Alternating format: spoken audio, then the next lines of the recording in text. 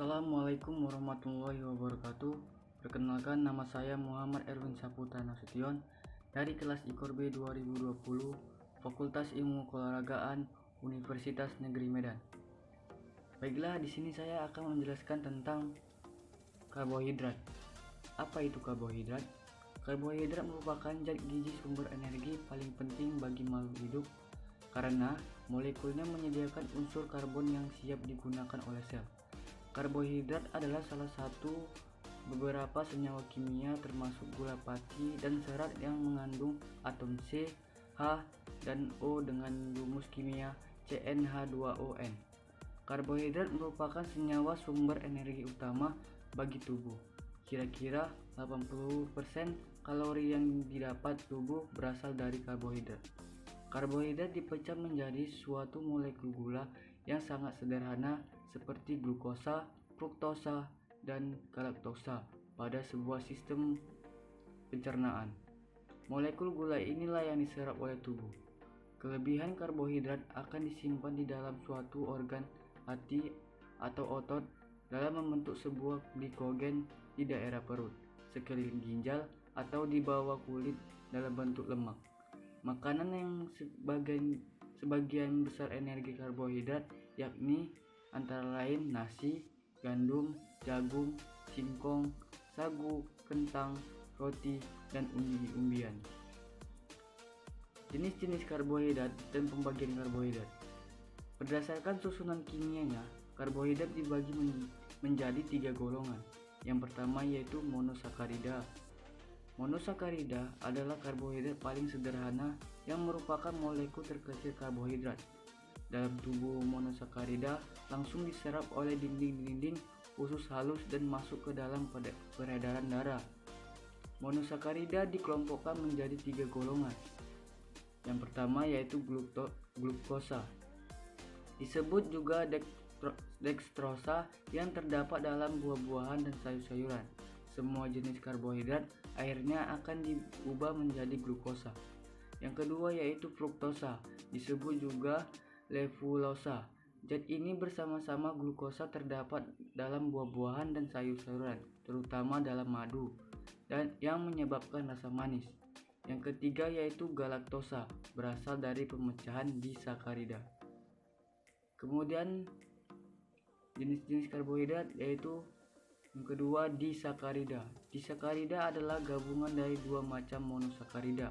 Dalam proses metabolisme, disakarida akan dipecah oleh 2 molekul monosakarida oleh enzim dalam tubuh.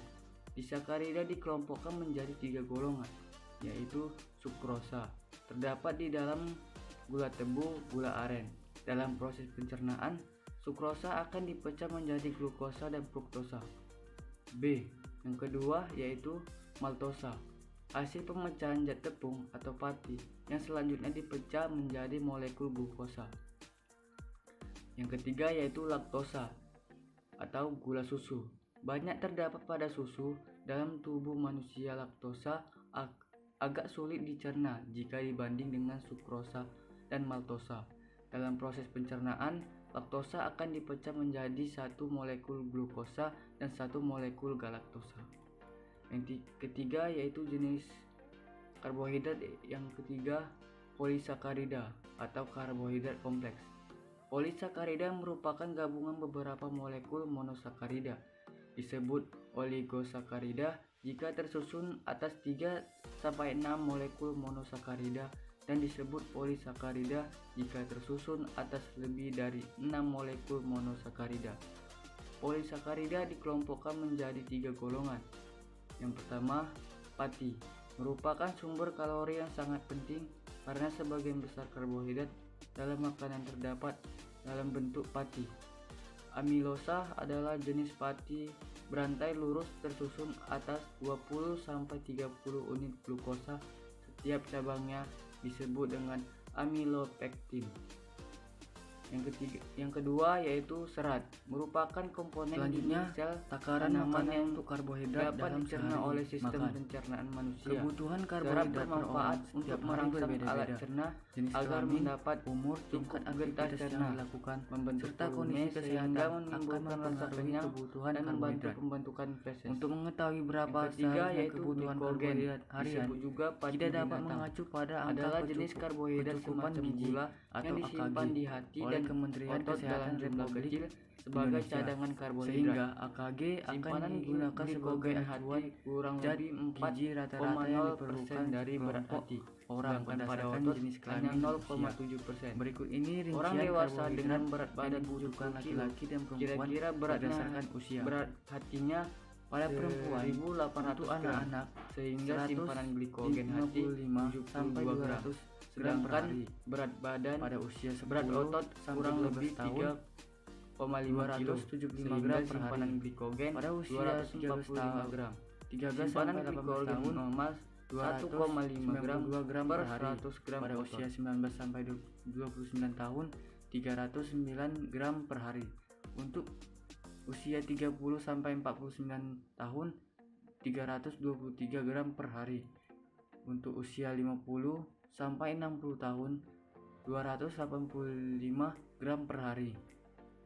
Untuk usia 65 tahun sampai 80 tahun, 252 gram per hari. Usia di atas 80 tahun, 230 gram per hari.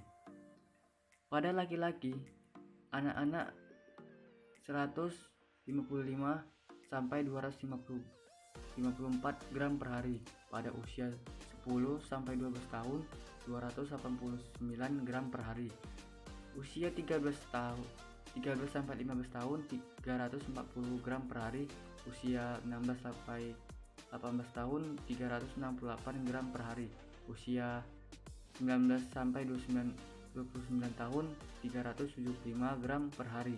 Usia 30 sampai 49 tahun, 394 gram per hari. Usia 50 sampai 64 tahun, 349 gram per hari. Usia 65 sampai 80 tahun, 309 gram per hari.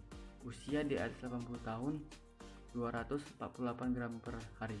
Namun, perlu diingat, acuan dari AKG ini harus tetap dipertimbangkan sesuai dengan aktivitas, berat badan, dan tinggi badan kita masing-masing. Baiklah, kemudian karbohidrat secara general dan khusus untuk atlet untuk jumlah konsumsi. Secara umum, karbohidrat merupakan senyawa polihidroksialdehyde atau polihidroksiketon dan derivatnya dalam bentuk unit tunggal yang sederhana maupun unit kompleks. Pada tumbuhan, glukosa disintesis dari karbon dioksida atau CO2 dan air atau H2O melalui proses fotosintesis dan disimpan dalam bentuk pati atau selulosa. Binatang mensintesis karbohidrat dari lipid, gliserol, dan asam amino. Akan tetapi, derivat karbohidrat yang digunakan oleh binatang diambil dari tanaman. Glukosa bisa diabsorpsi langsung dalam aliran darah dan gula bentuk lain akan diubah menjadi glukosa dalam liver, sehingga glukosa merupakan jenis karbohidrat yang penting.